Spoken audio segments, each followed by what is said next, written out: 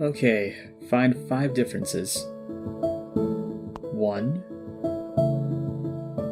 2, 3, 4. Okay, where's the last one?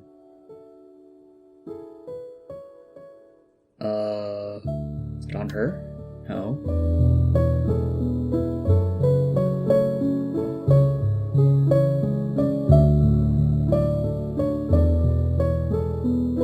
Where? Nothing here. Not over there. Is it on her face? No. Nothing on this guy. Got the cats. From there. And so... Oh my god. I'm so blind. When I was young and had to wait at my dentist's office during an appointment, I'd thumb through old kids magazines like Highlights. Those mags usually had activities you could work on to pass the time. Crosswords, word searches, and spot the difference. I like those the most. What I like about spot the difference games is that they make you view 2 pictures actively, instead of passively glossing over the images as you normally would while thumbing through a magazine. It makes you more aware of the things in front of your eyes, and not push everything aside as background noise. It's like looking at a Where's Waldo page, but with less eye strain. Have you ever had a crush on someone? Maybe it was instant attraction, maybe it was a gradual realization after a few instances of interaction with that person, but those were enough to catch your attention, and you couldn't get them out of your head? Whenever they were around you, you tried your best not to tip your hand out of embarrassment, but you couldn't stop glancing over to them, hoping you'd catch their eye? That's the premise for I Want You to Notice Me. It's a free game on itch by developer Sohan that runs in the Unity plugin for browsers. The description for I Want You to Notice Me says that it's just a normal spot the difference game until someone special in your life comes to break that rule. And yeah, it really is just that. Before going any further, I really think you should play I Want You to Notice Me before watching the rest of this video. The game is free and really short. It shouldn't take you more than 10 to 15 minutes. I Want You to Notice Me's gameplay consists of several screens where you, well, spot the differences. There's a timer running at the bottom of the screen to make sure you're not dawdling, but it's really generous. The game is meant to be taken at a leisurely pace, if the extremely chill, accompanying piano music wasn't a clear enough indicator. Like any other spot the differences game, each screen presents 2 seemingly identical pictures, but with elements in each picture that create differences. Each screen tells you how many differences to look for per screen, and when you find them all or the timer runs out, the screen dissolves into a vignette that focuses on a specific part of the screen. You have the option of replaying each scene, or moving to the next group of images. The loop is pretty straightforward, which, no surprise, it's a spot the differences game. But I want you to notice this game because it takes this simple structure and does something unique with its presentation. The title screen shows 2 people on opposite sides of the frame and a bus stop sign. No real indication of who they are and their relation to each other yet. The next screen is where the game actually begins. 2 almost identical pictures of a crowded bus stop. I was really embarrassed when I recorded this because I'd played this game before, but completely overlooked the trees in the back. Maybe that's the point of the game. I like the sketchiness of the art style. It makes me think of someone trying to capture an image in their sketchbook as quickly as possible. Something to point out is how almost everyone at the bus stop is rendered with the least amount of identifying features possible. They're all distinguished either by their hair, their clothes, or whatever they're carrying.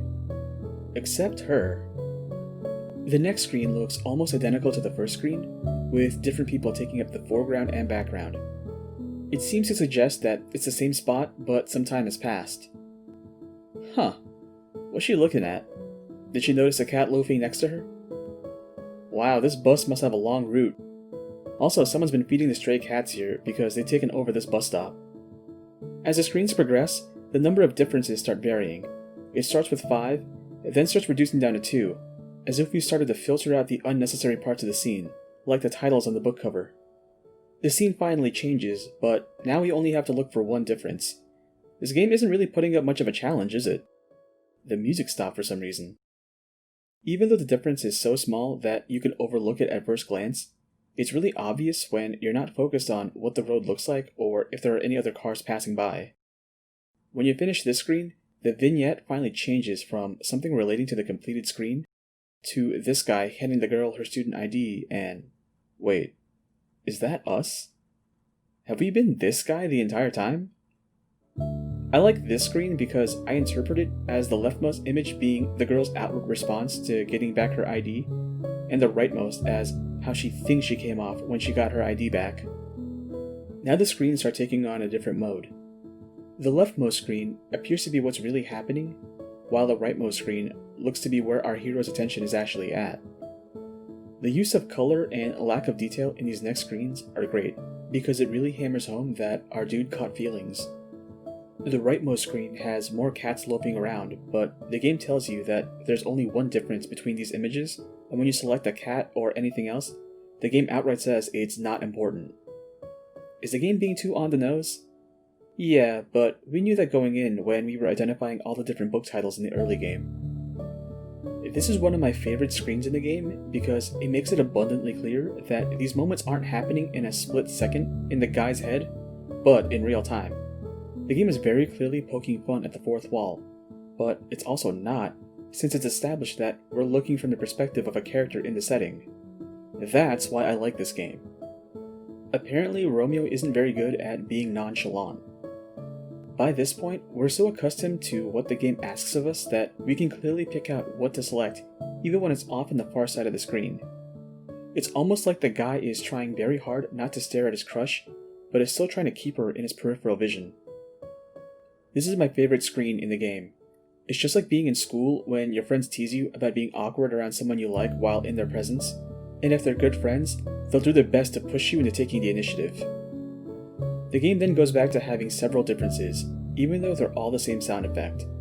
At first, I thought it was a sound of typing, but looking at it now, it's very clearly the rapid heartbeats of our star-crossed lovers. Putting 10 differences on this screen results in us stalling to select them all, and make us feel like our power couple here, where they're just stalling for time because they don't know how to break the ice. But I think our man found his way in. This screen is great because these are all of the outfits that Romeo's seen on Juliet for the entire game. He spent so much time looking at her that he can clearly spot the difference when it actually matters.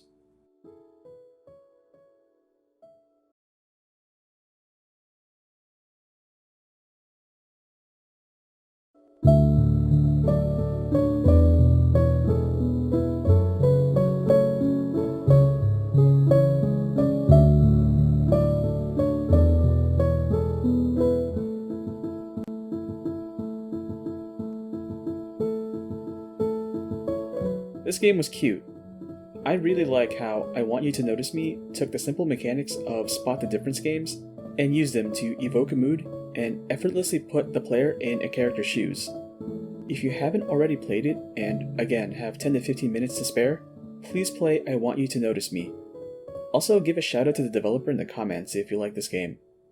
This kind of stuff isn't usually my wheelhouse, but I can appreciate a game that uses its mechanics to carry out its message.